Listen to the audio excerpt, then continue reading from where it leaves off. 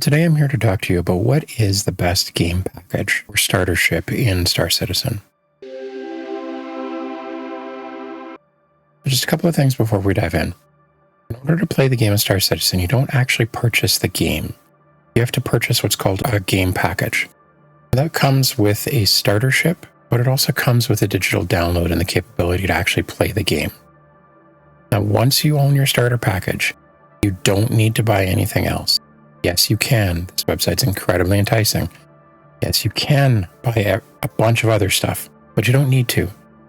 Just about everything that you see on the Pledge Store can actually be purchased in-game. And if it can't, normally it's about 3 months after a new ship launches that you can purchase it in-game. Okay, with that out of the way, where do I find my starter packages, my game packages? So under the Pledge Store, you come up with a nice banner, but directly underneath that you have the game packages. Now, there are more than 2 game packages. There isn't just a standard and a premium. That doesn't even make sense. There's actually a bunch of them. So if you click on this banner down here that says View All Game Packages, or alternatively up here in the menu that says Game Packages, this will bring up another page. This page has a whole bunch of goodies on it. What I'm going to do is I'm actually going to sort it by price, and I'm going to break this down into 4 different sections. The first section is going to be the ships that are $60 and under. And I'll go through each of them, and I'll kind of explain the pros and the cons of each of these. Everything on this page has a game package or a starter pack with it. So let's jump into these, and we'll just go through them one by one. Starting out with the Mustang Alpha starter pack. Now, again, the way you can navigate this is if you click on the More Info. This will tell you exactly what this package contains. Okay, so in this case, it includes a self-land hangar, the Star Citizen digital download. Now, every single game package we're going to talk about has a hangar and the digital download. Which hangar it actually comes with today doesn't matter. I don't know if in the future it will. Previously in the past it did.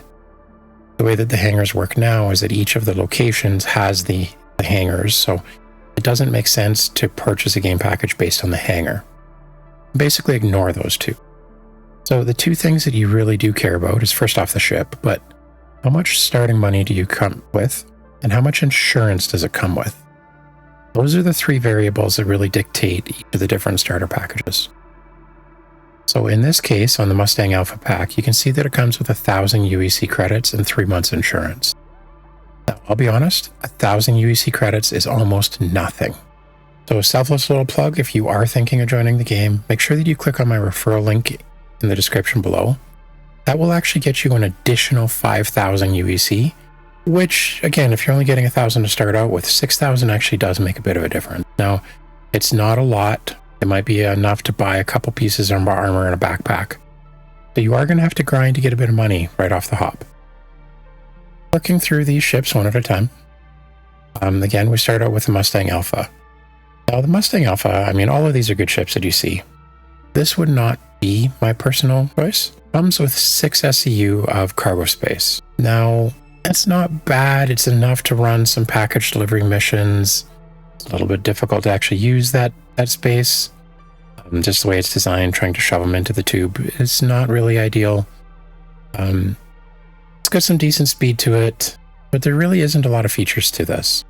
Again, it wouldn't necessarily be the one that I start with, but some of your money-making opportunities, like I say, your package delivery, light bounty missions, or light fighting missions, you could actually do light freight in this, I believe. But you're going to have to take multiple trips, and like I say, it's not going to be super convenient to actually try and use this ship, right? Now, if we move over into the Aurora MR. Now, this is actually a very common ship for people to start with. I'd say in the lower price range, it's by far the most common. It doesn't really make a lot of sense why. So it has an SCM speed of 225, which is about average. I'd say maybe on a little bit on the faster side. But it only has 2 SCU for cargo space, which really doesn't allow you to do any cargo missions whatsoever. It might be enough for some package delivery, but it's really limited on what you're going to be able to grind with in this ship to begin with. Again, I mean, it's the lowest price point. What else do you really expect, right? So that Aurora MR also comes with 1,000 UEC and 3 months insurance. Then we move into the C8X Pisces. So this would probably be one of my two choices in this category, this or the Cutter Starter Pack. It does hold 4 SCU of cargo space. It is a little bit on the slower side, maybe average to slower, but it generally is a nice ship to fly.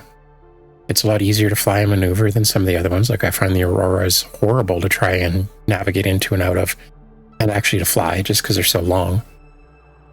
But again, it's really personal preference. The nice thing about the C8X Pisces though, is it does actually take 2 jump seats in there as well. If you ever need to actually transport people, you can actually carry up to 3 people in the ship. Now, it is the only one in the lower category that allows you to do that. And that is in addition to your 4 SCU of cargo. It's a nice little added benefit. Again, 1,000 UEC and 6 months insurance. And you come into the Cutter Starter Pack. This again comes with the 1,000 UEC and the 6 months insurance. You can only store a single person on there, so it's a min and a max crew of 1. But it does have a bed, a bathroom, water. Not that the bathroom or water work yet, but when they do, it'll be nice. It is, however, the slowest of all of the lower level starter packs. And again, has the cargo space of 4 SCU. Not bad. Again, enough for package delivery, maybe some light fighter missions. All of the ships there kind of do the same role. It really is personal preference, I would say. Personally, out of this category, I think the C8X Pisces wins. For me, anyways. The next category that we're going to move on to is above $60, but under $80. So there are only actually 3 ships in this. The first one is the 100i Starter Pack. So this one, again, comes with the 1,000 UEC for your starting capital and your 6 months insurance. All of the cargo is actually interior on this ship, so if you are moving cargo boxes, although it only does hold 2, you're going to have to try and load them in and out of the door, which is going to be very difficult, and it really is meant more for package delivery than anything. You can probably do some light fighter work in it as well, but generally you're going to be limited in what you do with a starter ship. Really, you're going to be limited to, like I say, package delivery and some light fighter work. Next, we move over to the Avenger Titan Starter Pack. This again is a very, very popular starter ship. It's nicely priced, but it is the most expensive currently in this category, and I think there's a better alternative. So the Avenger Titan has 1,000 UEC to start with, 6 months insurance. It does have a bed inside, so you can actually bed log, which means basically sleep and log out. You can actually hold 8 SCU of cargo though. This is the largest cargo that we've talked about so far, and it is one of the largest in all of the starter ships. That means you can actually do some small cargo missions with this. You can also do some package delivery, some light fighting. It's a nice kind of all-round daily driver on the starter side. This would be my choice in this grouping if it wasn't for the minor starter pack. So the minor starter pack, click on this here. Minor starter pack, as you can see, it actually includes an additional paint, 20,000 UEC and lifetime insurance. So the reason that this is important is that 20,000 UEC is actually going to make a big difference as you're starting out in the game, allowing you to buy all of the ammo, guns, maybe not all of the guns, but allowing you to buy all of the armor, the ammo, the drinks, everything that you really need to get started without needing to do that initial grind. The other thing that's very nice about this starter pack right now is the lifetime insurance. Now, I do believe that the 20,000 UEC and the lifetime insurance are a limited time deal. I'm not sure how long they're going to be offered. And there's a good possibility that by the time that this video is released, these 2 things are gone. So this isn't one of those things that I would really stall and wait on. If you are considering it, I would definitely consider going with this ship. Now, it is actually on sale for $67.50 US as well, which is always a nice touch. But the thing that's really nice about this ship is you have a direct path to making a lot of money very quickly by doing mining. So this is a mining ship. There is no interior to it. You have 2 mining cargo pods on the back. You can basically go out, you break up asteroids, you collect their goods, you go back to a refinery, rinse and repeat. Okay. Now, the only disadvantage to the Golem is you're actually going to need another ship to transport the refined goods to be sold. That ship can be rented in game though, so it's not a big deal. You don't have to go buy another ship. You can actually stock up a bunch within the refinery, rent a ship, load it on the ship, and fly it over. So it's not the end of the world. But the thing that's really nice about the lifetime insurance is that when insurance does come into the game, you have insurance for life. That means if you ever destroy this ship, it will replace it. Now, there is an entire upgrade game to be had within Star Citizen. So the other nice thing about this pack is if you start with this pack and then you upgrade the ship, the lifetime insurance will apply to whatever ship you upgrade it to. So this is a nice way to get lifetime insurance on a ship that doesn't have lifetime insurance offered on it. That can be very important because the insurance is actually pretty valuable and a lot of people hunt it out. So again, in this category, my personal choice would actually be the Golem or the minor starter pack. Kind of a real mouthful. So the next category we're going to talk about is the $80 to $100 category. So this is starting to get up there on the pricier side. Most games these days, I would say, are around the $80 mark. So it's not unreasonable or super crazy at this point yet, but it is definitely on the higher side. So the expectation is a little bit higher here for me. The first ship, and the ship I would recommend in this category, is the Intrepid Starter Pack. The Intrepid Starter Pack comes with 1,000 UEC and 6 months insurance. Again, pretty standard from what we talked about so far today. Now, the thing that's nice about the Intrepid Starter Pack, it is a relatively new ship in the game, so it has been updated and has all of the quality of life things that you would expect out of it. Like a bed, storage, gun racks. You have access to your engineering console within the ship. Storage is actually accessible from in and outside of the ship, which does open up some more possibilities nicely. You can store 8 SCU, which is just enough to do the small cargo missions.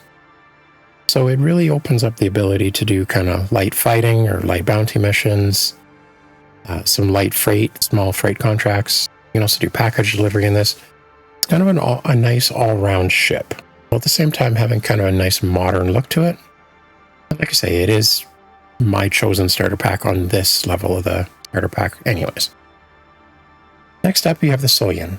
So the Soyun is an alien ship. This is a much different experience than flying any other ship in the game. This is actually the ship that I started with. I learned a lot about flying, and unfortunately, not all of it applied to other ships. But the reason that this ship is so different is you actually fly facing up. So whenever you want to take off, for instance, you have to take off and immediately turn 90 degrees to be facing forward. That's a little bit different. Most of the other ships, you sit in a cockpit, they're a lot more like an airplane. Now, I really like this ship. It moves around very, very quickly.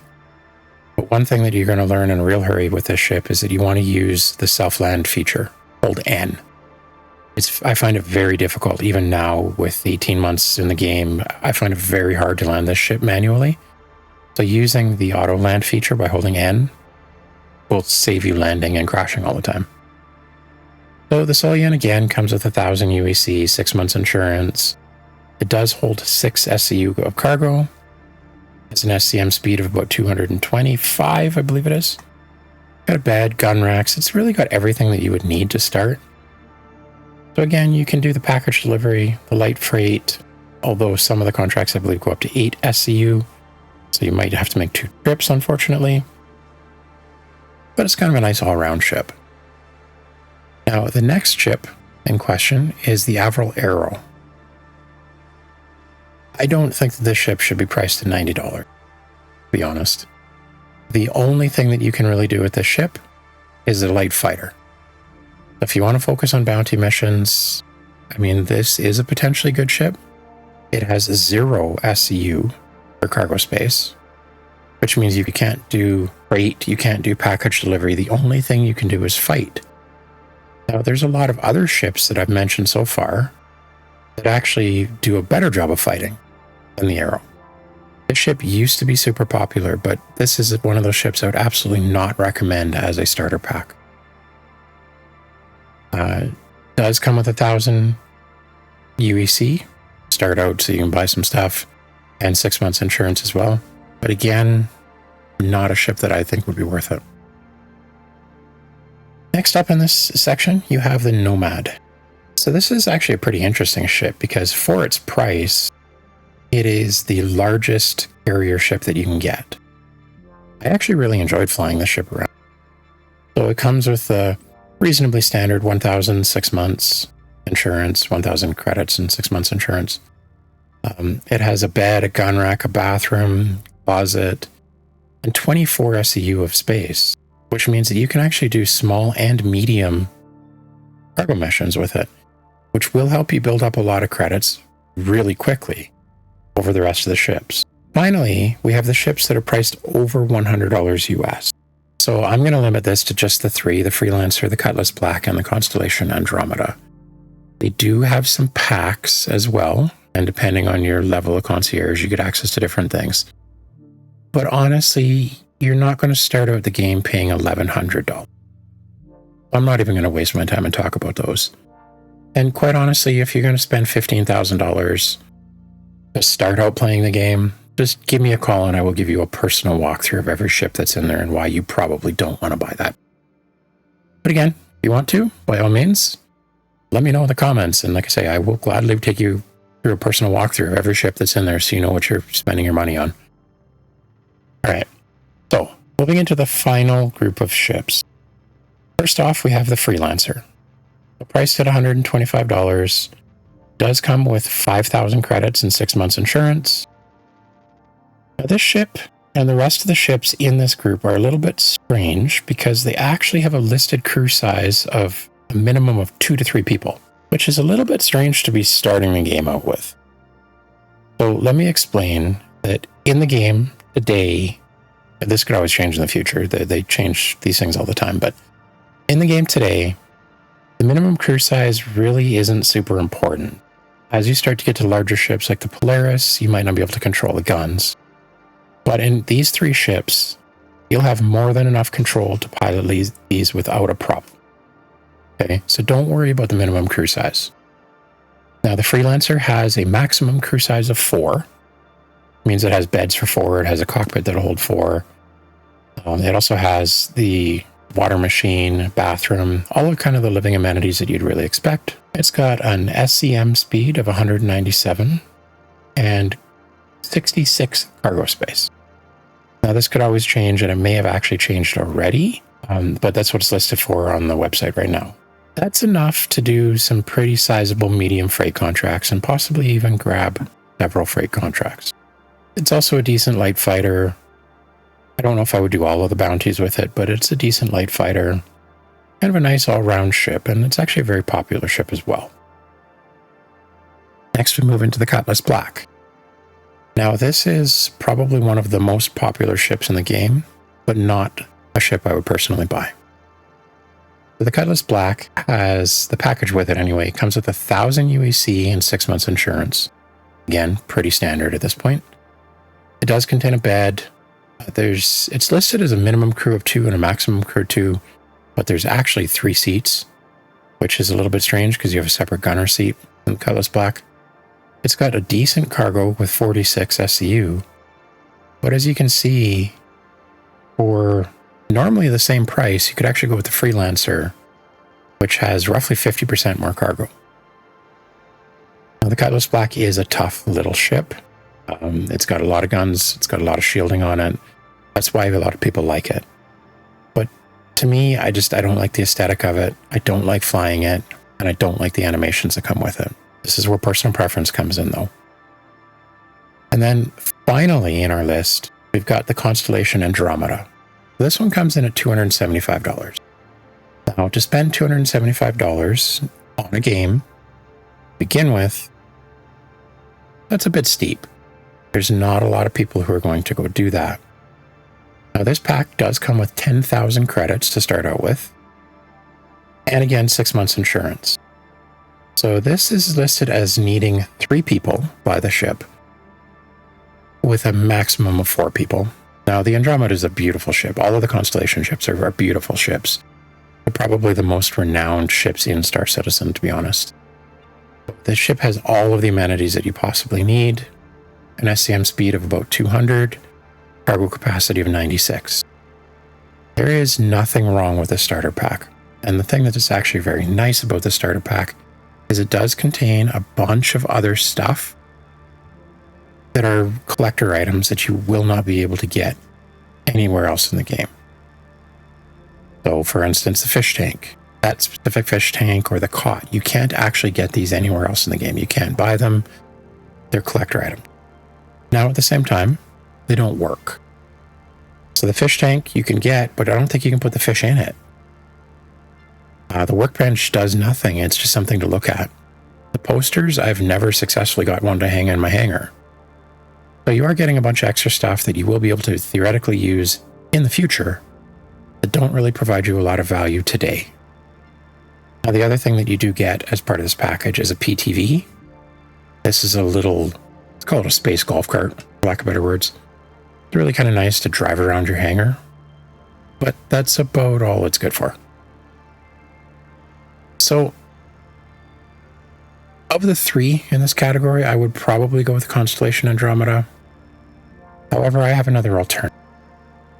What I would actually suggest, if you're willing to spend the $275, would be to buy the minor starter pack. Now, if you don't want to go with the Golem, that's fine. You can upgrade your ships. So there's two options that you can go about here. You could buy the minor starter pack, and then you could buy the Constellation Taurus separately for $200. That brings you to a total of $267. So this would actually get you two ships for the same price as the Constellation Andromeda pack. A mining ship, which is dedicated 100% towards mining, and the Constellation Taurus, which is really more of an all-round ship. Now, the Taurus is great at fighting. You can do pretty much any bounty in the game in it.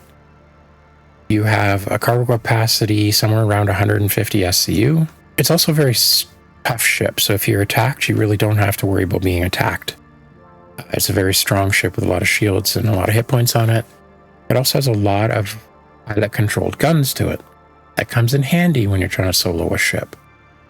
So this is known as one of the best all-round ships in the game.